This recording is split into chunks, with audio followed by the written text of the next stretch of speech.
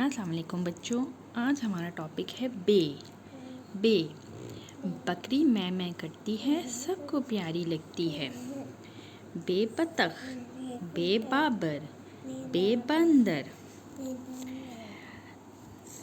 کسی گاؤں میں ایک لڑکا بابر رہتا تھا۔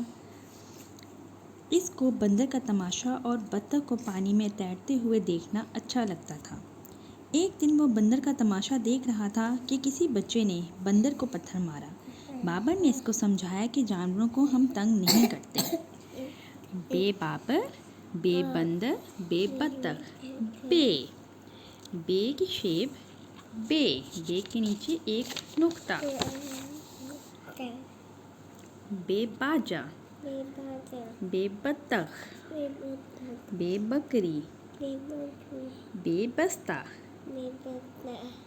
بے با،